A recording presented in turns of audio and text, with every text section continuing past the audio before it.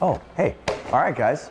This is Stephen Gibb here with some fan-submitted questions for the Gibb Collective. These were submitted via social media, so I'm gonna go ahead and read the question and then hopefully give a sufficient answer. All right, this first one comes from Cindy Goetz, and the question is, would you play the part of your dad in a movie?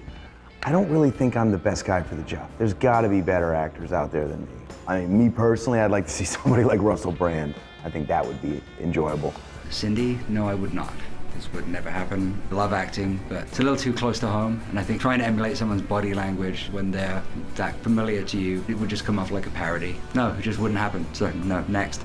Right away, I would say no. I don't think I could ever play him. I think if you ask anybody, would you play your father or your mother? Or I think you'd probably say no, unless you were like the spitting image of him or something. And so no, I would have to say no. Probably not, but yeah, I have been told I kind of look like him, so I don't think that would work out too well these days, you know? Yeah, probably not. That would be a no. Yeah, if the project was sound and I really believed in it, yes, I would. I'm also a trained actor. I went to the Royal Academy of Dramatic Arts, studied with Classic Stage Ireland. I would love to play him. Cindy, I think it would be a really interesting casting decision if a film producer wanted to cast me in the role of my father. But you know what? I'm pretty flexible. I'm open to anything, so I'm up for it. Call me anytime. Will there be any live performances for this record? And that's from lots of people, that's great to hear.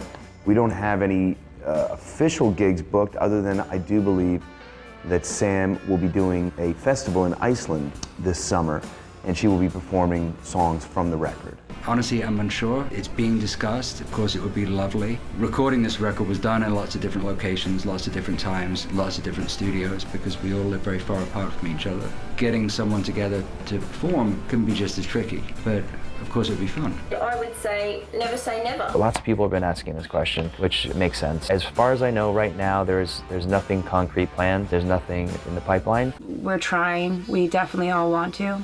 Logistically, it's a bit difficult because everyone's in all different places, different countries and different states. We're working on it. I will be playing with my band out in Iceland this summer in June for the Summer Solstice Festival. My band and I will perform some songs from the Collective album. It's early days, but yeah, I hope so. I mean, if there are, I will participate, and I think it would be great for us all to sing together. One can hope so, but that only helps if you guys like it. I actually have no idea. Renata Warodska asks, what is your shoe size? Renata, do you have a foot fetish? If it excites you, Renata, I'm a size 9. Well, my shoe size, wait, is this a trick question? My shoe size is 12. I'm a children's size 7. And I like Vans. Just kidding. 12 in the UK, 13 in the US, 47 in Europe.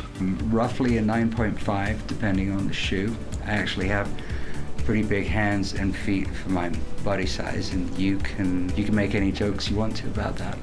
I hear the rumors about shoe size. My size is a 10.5.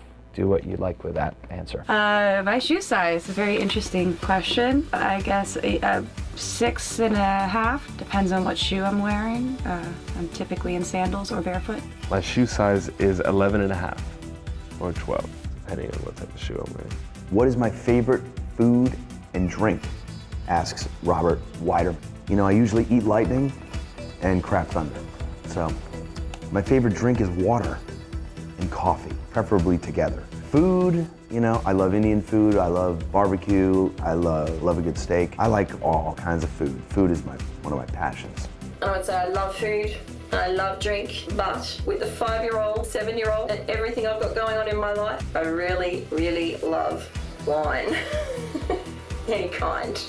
Anything from the Mediterranean, right across from Spain, Italy, Greece, you know, any of that kind of food, Turkish, Israeli, Lebanese, all that kind of food is amazing to me. So my favorite drink, a good old-fashioned glass of water, maybe some lemonade or a flavored green tea or something like that, that'd be good. Alcoholic side, probably good old Jack and Coke, very simple. Italian food. I love to go to nice Italian restaurants, and I also love to cook it. Drink is probably ice cold water. If you're talking about alcohol, then it would have to be white wine, like Gewürztraminer. Argentinian ones like Torontes. It's weird because I don't think I've ever been asked that before, except for dating someone, I guess. So, hi Robert, how you doing? I love all Asian food. If I had a personal chef, I could eat Asian food all day. It doesn't matter if you removed all other foods, that's it. I could have Japanese, could be Thai, could be Vietnamese, like pho, Chinese, love it. Drink Earl Grey tea. I love coffee. If I had to pick between the two, I'd probably just drink Earl Grey. I don't really drink alcohol anymore. When I do, champagne, like I'm really not joking, and really just because it's completely delicious. Like if they made non-alcoholic champagne, I would actually just drink it all the time because that's how tasty it is. But it has booze in it, and that's a problem. I love Italian, I love Asian food, I love Indian food, I love Greek, it's delicious. I love healthy food, a bit of a foodie. If it's tasty and it's made well and made with love, I'll probably eat it. My favorite drink, water. I always have water with me. I like good wine, good beer. I really like bananas, and I really like acai juice and water.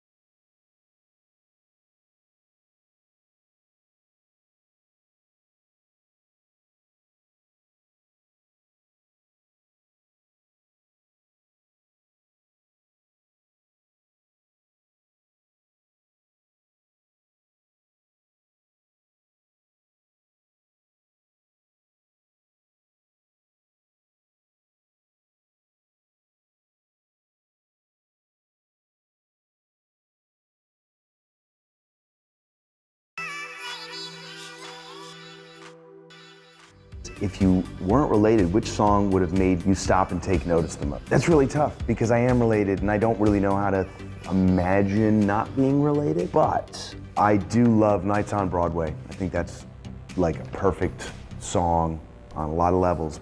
By no means is it my favorite. I think that groove is undeniable and it's just an incredible song.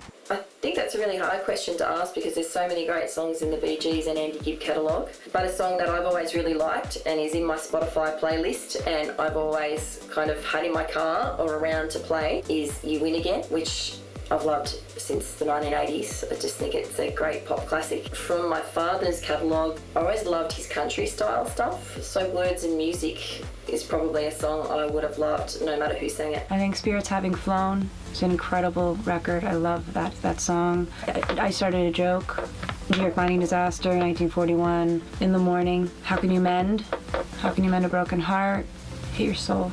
Probably would have to say You Win Again, because it's one of those songs that the second it comes on the radio, you kind of just stop. You hear the stomps. The song takes you to a place. Probably for me, it was a very good memory for me of a time. I think thinking back, it's definitely one of those songs that it made me take notice, you know, and even if I wasn't a fan, I think I would like it. Straight up, How Deep Is Your Love? It's just such a beautifully written song in terms of the types of chords that are used, the production itself, the harmonies are unique, almost even for the brothers. They have this such a beautiful record, a beautiful song. It's a combination of things that have come together like magically. So it would have to be that. And anyone who's a music fan should really just be in love with that song and study that song, because it's practically perfect. I'm sorry, I can't pick one.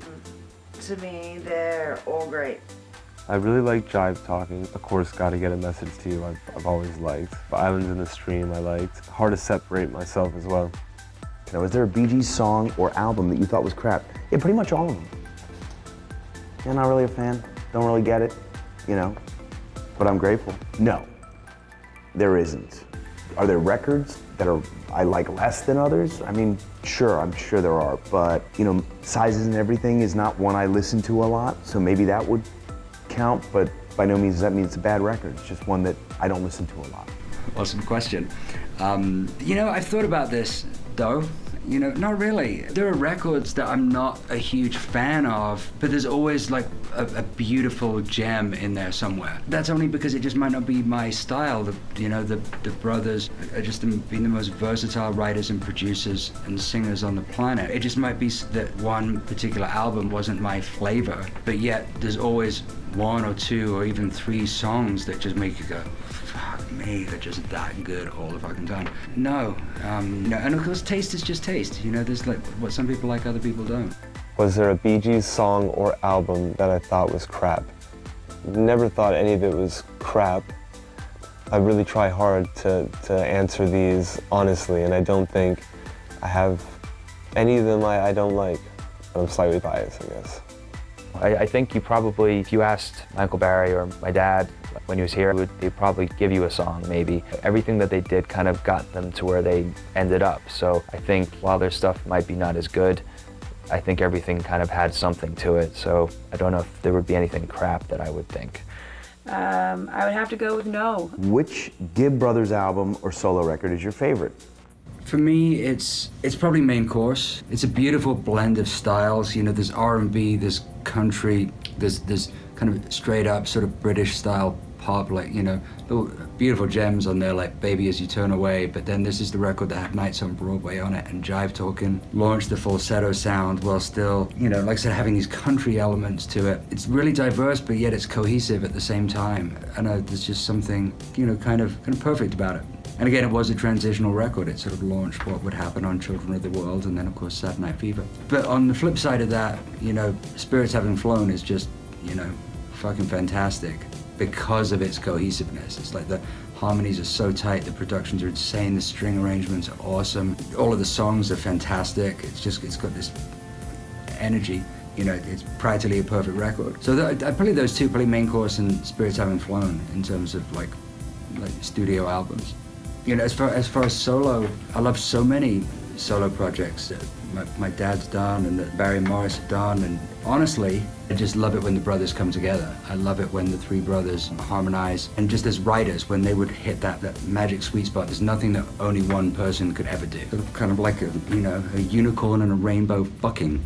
I have to say I'm partial to my dad's new record, In the Now, mostly because it's new. I had the honor of being able to co-write it with him, and I got to play a lot of guitar on it, which was a lot of fun for me. I think that one. And I also think Now Voyager, which was in the 80s, I thought that was a really great record for the time. So if you haven't heard it, check it out.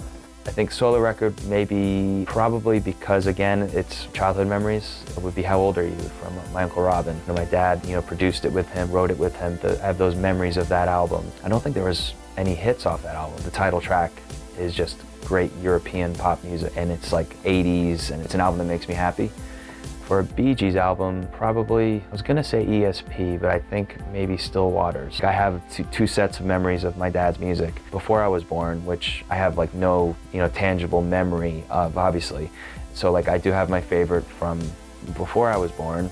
If you ask me my favorite album, it would probably be Still Waters because it was the culmination of, you know, it was the year they were put into the Rock and Roll Hall of Fame. They did the One Night Only not long after that, the song Alone.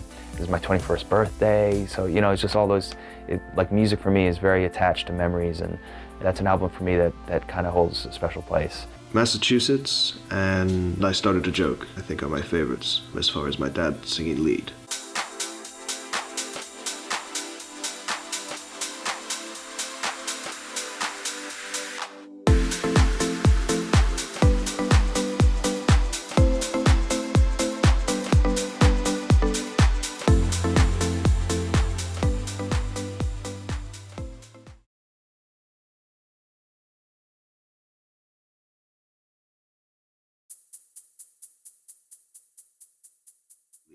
Lots of people have asked why I chose the song I chose. It had been on my list for years. It was when 54 Seconds, my old band, we did Run to Me for Target.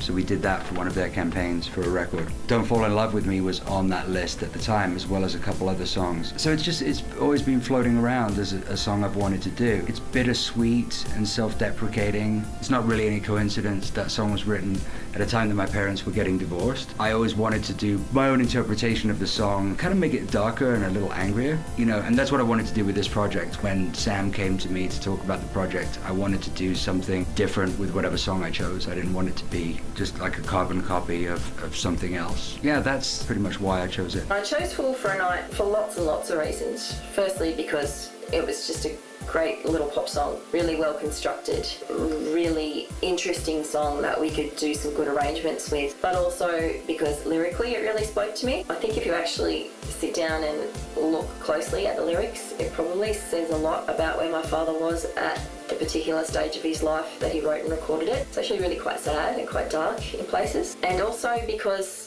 I wanted to choose a song for this project that was written by my father alone. Certainly no disrespect for the songs that he wrote with his brothers, which were brilliant, but because I wanted to connect solely with him, and in the studio I really felt that connection of really understanding where he was at when he wrote Fool for a Night. I chose On Time because it's a song, well, it's kind of easy for me. I already know it. I've performed it a lot on tour with my dad in the past. It's always been my favorite of Mo's songs. For me, it was really important to pay tribute to Maurice, who I was very close with, and I miss him dearly.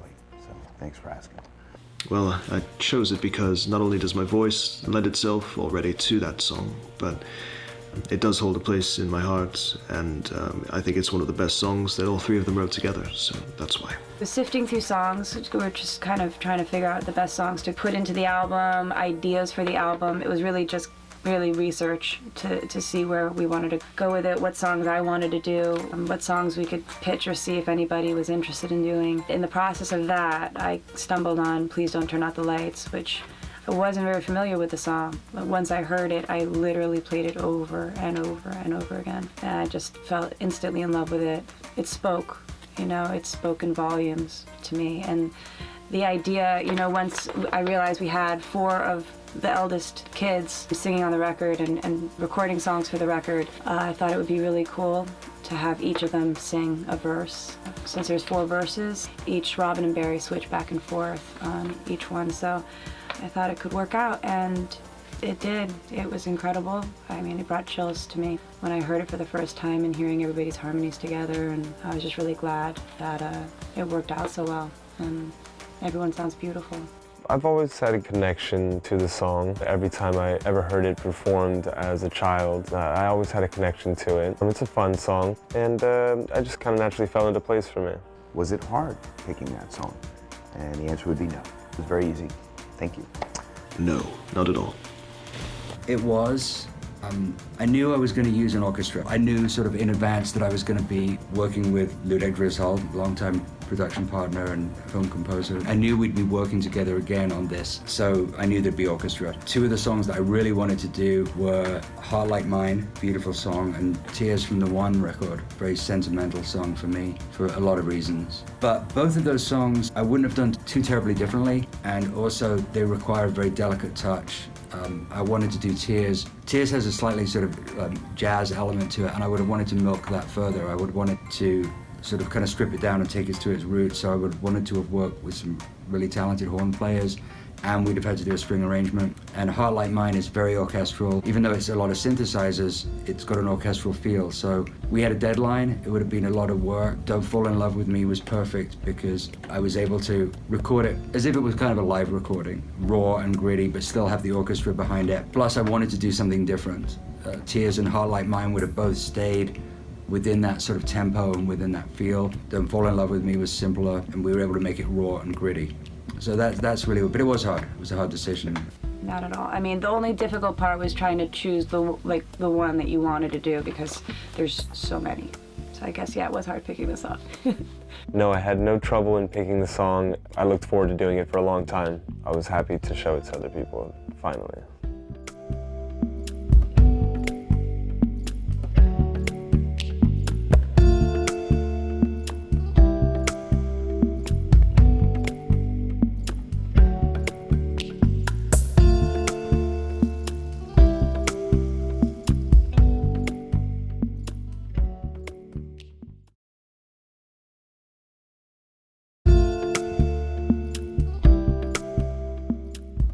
Tennessee piano, that's a good one. Okay.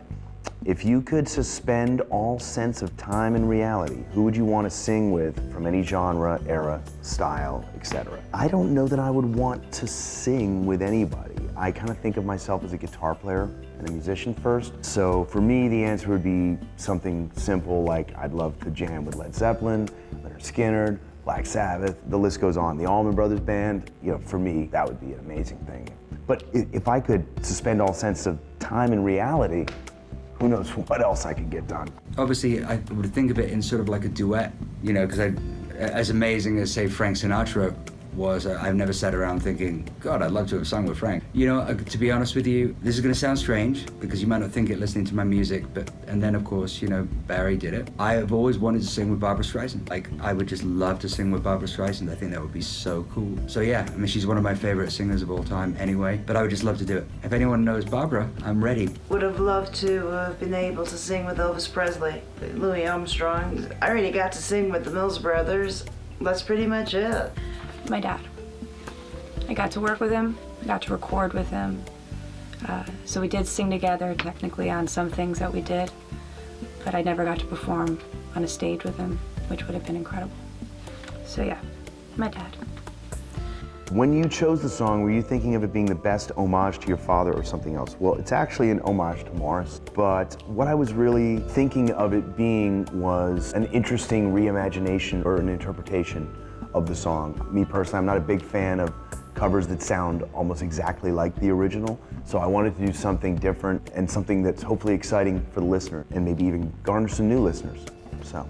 Laura, I wasn't really thinking about it that way. I've got to be honest with you. I wasn't thinking of it in terms of being like the best homage. Probably, you know, we're always going to screw something up, but also, I don't know what he would have wanted. I don't know what he would have liked, but I do think he would have liked this because he liked it when I did things differently. I've only covered Brothers songs 2 or 3 times, but when I did Run to Me, he loved it. He loved the fact that I put a guitar solo in the middle of the song and turned some things around. I know that he loved it when people did his songs differently because him and the brothers, you know, they're songwriters, he saw themselves as writers, so you know, it's like he loved Al Green's How Could He Mend a Broken Heart. Very, very different from the original. My goal was to do an interpretation of the song. It didn't have this grandiose, lofty goal of paying homage to my father. It wasn't really like that, and I don't think it should be either. I do wish he'd heard my Massachusetts that I did for the Boston Marathon bombing.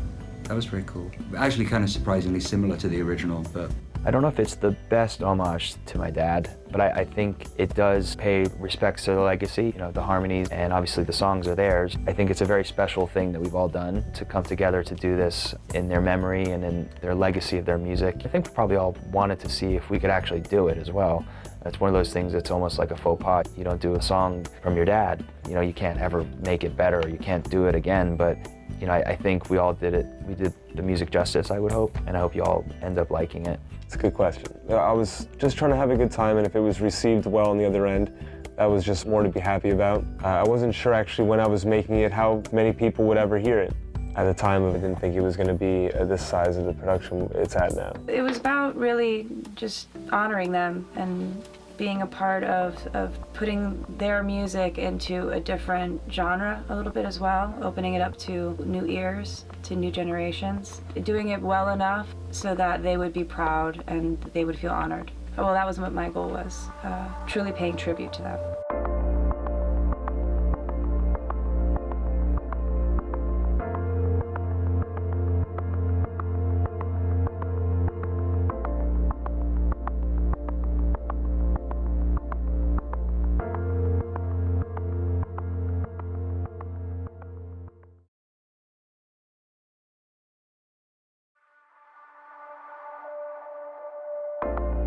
Would you rather fight 50 duck-sized horses or 1 horse-sized duck? What kind of fucking question is that, William? Seriously? Like, who wants to fight a horse or a duck or any of those things? I don't want to fight anybody. I'm a lover, man, you know? I had a bit of a think about that, William, and you know what? I'm a lover, not a fighter. I'm gonna go with the 1 horse-sized duck. I'm no multitasker, and I prefer 1 monster at a time. So, there you go. I might want to love 50 duck-sized horses though, because that'd be fun. Like if you had 50 tiny little horses, Dude, I think that's what I'm gonna do. Hey, lads, can we get some duck-sized horses? I want a bunch of little ones. You know, 50 duck-sized horses, 50 of them running around, crazy. I don't know. I think I could probably handle the one horse-sized duck better. Ducks can be violent. So, I don't know, probably the one horse-sized duck. Well, William, the martial artist in me would like the challenge of 50 horses. But I think I'll take the duck, big duck, because I think I could take it down pretty fast and then just get back to Netflix or whatever. You know, it's like it's just sort of one move, but if you think about it, you know, I think lots of little ducks or lots of little horses, tiny horses the size of ducks, that's a lot, that's 50 of them, that's a lot, right? It's a lot of fucking horses with 4 legs that run really fast. That's like piranha, I'm thinking, like, you know, like you fall into the river and the piranha just come. So even though they're tiny like ducks, horses are powerful, right? So you kind of condense that and they're just smacking the shit out of you. I think that'd be painful. So I think I'd rather take the horse-sized duck. It's got the wings, it's got the beak. You could get out of the way of it. It'd probably move slower than you would imagine. Although, you know, okay, so my buddy Landon is helping me with this interview, and he just gestured to me, like a shotgun gesture, bringing up the obvious point that I probably could have just shot the duck, even being horse-sized. Can I have a gun, William? Can I have a gun? I'm not really a violence gun kind of guy, but if, you know, that would sort of end it. And the 50 horses would be, yeah, you know, fuck you. If I had to, the one horse-sized duck. I would welcome a fight of 50 duck-sized horses. Sounds like a great challenge I'm willing to accept. Lynn Rector Crystal asks, what is your favourite tattoo, if you have any, and what does it mean? I only have one tattoo at the moment, Lynn, but I'm planning my second as we speak, which I'm really excited about. But it is a sea turtle symbol that I have on my right foot, and it's a really important tattoo to me and I love it. It represents my connection with my husband because we've always spent a lot of time together in the ocean, especially scuba diving, which has been one of our great hobbies for years. And the sea turtle to me is probably my favourite creature in the ocean, and also it represents long life, longevity. So my sea turtle is really important to me. I'm planning another tattoo as we speak. What is my favorite tattoo? I don't have one. I don't. Sorry. The truth of the matter is I've had tattoos for so long I don't even remember I have them half the time. But I do have a little tribute to Morris there. It says Mo, and there's a little hat there. And I do really like that one. I believe me and Spencer both got those tattoos right after Morris passed away, as a tribute to him. Well, actually, it's this right here. Is that showing up okay? Yeah. Okay, it's Mo. It was for Morris. Me and my cousin Steve got him like within days of his passing. It's the fedora hat he used to wear and his nickname Mo underneath, and that's still my favorite. A lot of them have sentimental value, but that's just is what it is. I do not have an ounce of ink on my body. I'm afraid of needles. I'm afraid of any of that stuff. So I know everybody in my family, well, most of them have tattoos. I can't really tell you what anything means because I don't have one on me. I think my favorite would be Papa on the back of my neck. I got that after my dad passed away. That's what I called him. I only have one tattoo. I personally never see it myself. It's on my upper back. I'm not about to show you now.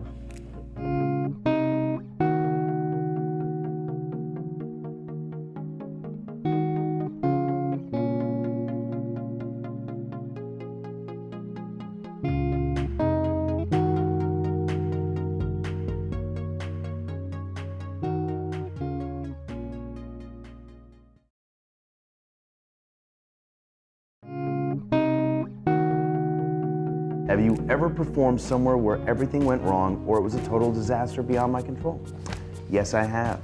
We were performing on the Mythology tour at a winery in New Zealand. Everything was going totally smooth, no issues. Then I had a major guitar malfunction during the song On Time, funnily enough. We stopped the song halfway through. The crowd asked us to start it over. So we did, probably aged 10 years in that one moment. So there you have it.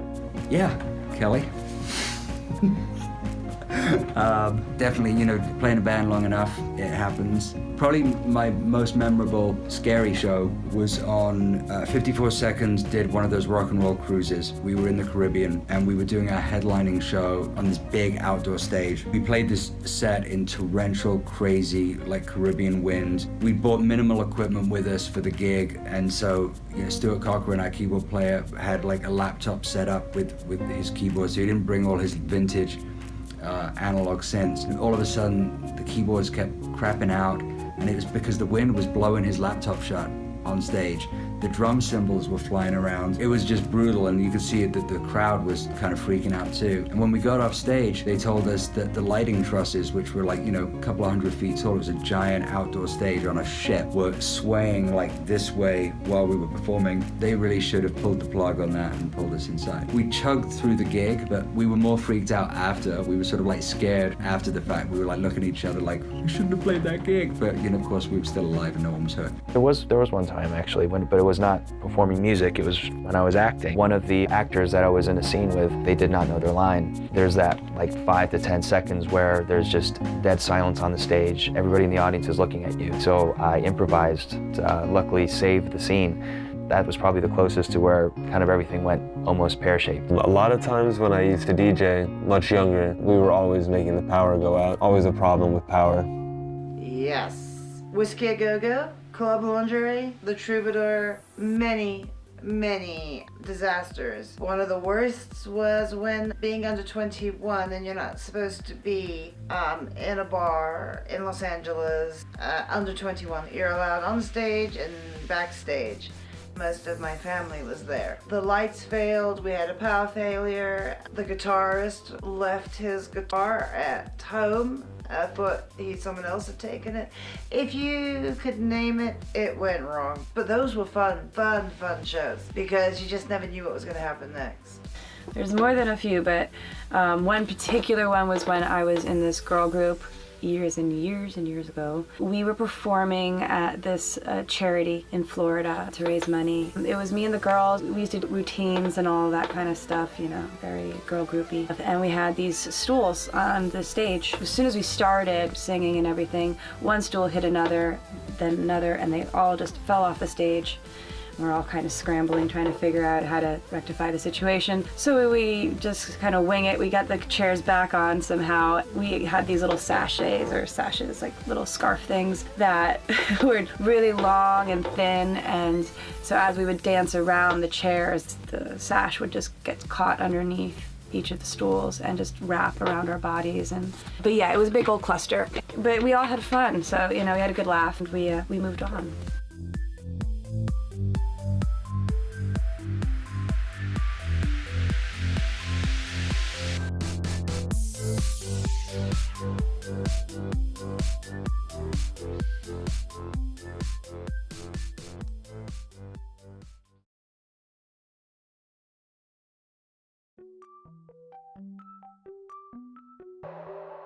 Paige Tatters-Samac asks a great question. She asks, what studio or studios was the record recorded in, or was it recorded in just one location? Paige, it's a great question because this process was really fascinating to me as well. We were all located all over the world and we all recorded in our own individual locations, and Sam and Laz did a fantastic job of putting it all together over in Miami. I recorded my piece for the Gibb Collective in a private studio that belongs to my producer here in Sydney, Australia. So I know that everybody else did their bits all over the world, and it was really amazing to see how it all came together. It was recorded in lots of locations. I mean, we all live very far apart from each other in different parts of the world. Peter lives in Australia. Recorded separately. I did my own mixes. I recorded my stuff in my studio in Austin, and then at University of Northern Colorado. Actually, that's the studio I'm in right now. So we recorded orchestra here. Everybody's stuff ended up going to Laz Rodriguez, who's kind of the executive producer of compiling it. And then the stuff I did, like Please Don't Turn Out the Lights, I performed my stuff from actually my house, did my guitar solo from Austin, sent that through to Laz. So, all of that was done like sort of via the internet, which is like really super cool. So recorded some parts in Texas, went down to Florida. No, it wasn't in the same place, I guess is the simple answer. Everybody recorded their stuff in different locations because none of us really live in the same town. My song was recorded first at Meg Studios, then we moved it over to my place. We went from there and did some extra mixing at Studio 71. So 3 different studios for my one song, just probably overkill. Anyway. This record is definitely not recorded in one location. We're based all over the world. You know, RJ's in England, Spencer's in Austin, Petta's in Australia, Sam's in Ohio, and we're in Miami, so we're all over the place. It's definitely recorded in different places. I personally recorded the music here in Sam's studio in Miami. It was actually multiple studios. A few songs were done in my studio out in Florida. Steve's was done out in his studio, that's also in Florida. Spencer's was out in Austin. RJ was in England, and Petta's was in Australia. I mean, everything was put together at our studio at Meg Productions in Florida. Put all of the music together onto one.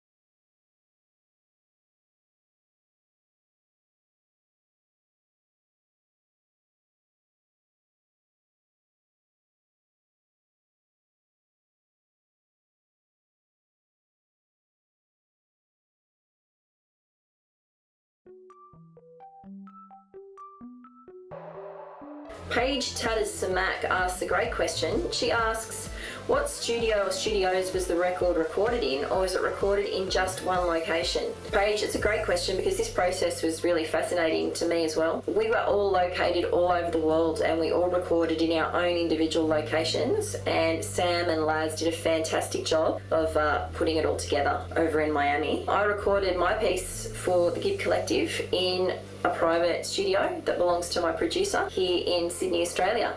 So I know that everybody else did their bits all over the world, and it was really amazing to see how it all came together. It was recorded in lots of locations. I mean, we all live very far apart from each other in different parts of the world. And, you know, Peter lives in Australia. Yeah, recorded separately. I did my own mixes. I recorded my stuff in my studio in Austin and then at University of Northern Colorado. Actually, that's the studio I'm in right now. So we recorded orchestra here. You know, everybody's stuff ended up going to Laz Rodriguez, who's kind of the executive producer of compiling it. And then the stuff I did, like Please Don't Turn Out the Lights, I performed my stuff from actually my house, did my guitar solo from Austin, sent that through to Laz. So, you know, all of that was done like sort of via the internet, which is like really super cool. So yeah, recorded some parts in Texas, went down to Florida. No, it wasn't in the same place, I guess is the simple answer. Everybody recorded their stuff in different locations because none of us really live in the same town. My song was recorded first at Meg Studios, then we moved it over to my place. We went from there and did some extra mixing at Studio 71. So 3 different studios for my one song, just probably overkill. Anyway. This record is definitely not recorded in one location. We're based all over the world. You know, RJ's in England, Spencer's in Austin, Petta's in Australia, Sam's in Ohio, and we're in Miami, so we're all over the place. It's definitely recorded in different places. I personally recorded the music here in Sam's studio in Miami. It was actually multiple studios. A few songs were done in my studio out in Florida. Steve's was done out in his studio, that's also in Florida. Spencer's was out in Austin. RJ was in England, and Petta's was in Australia. I mean, everything was put together at our studio at Meg Productions in Florida. Put all of the music together onto one album. Fable Fabienne, and we're just going to apologize every single question for mispronouncing your names. Super sorry.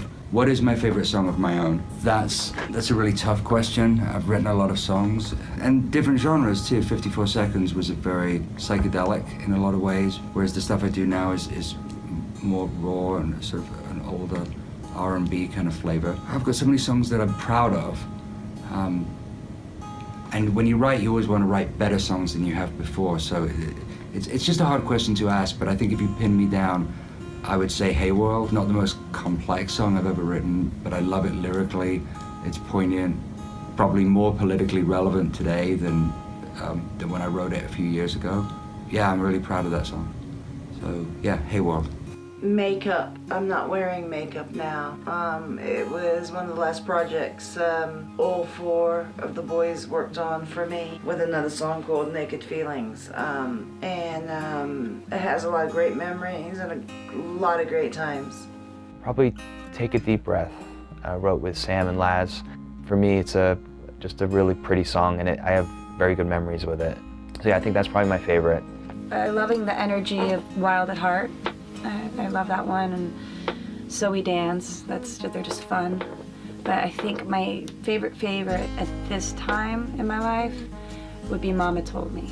I just love lyrically where we went with it and the vibe of the song. It's not slow, it's not fast. Just makes you want to move, makes you think happy thoughts. I tend to do mostly a lot of remixes. I don't have a lot of access to vocalists a lot of times, so I have a lot of fun remixing most of my stuff, but it's a really hard thing for me to answer. I change styles very quickly, I change tastes. It takes a lot to get through my filter for me to actually even let anybody else hear it, if I can be honest.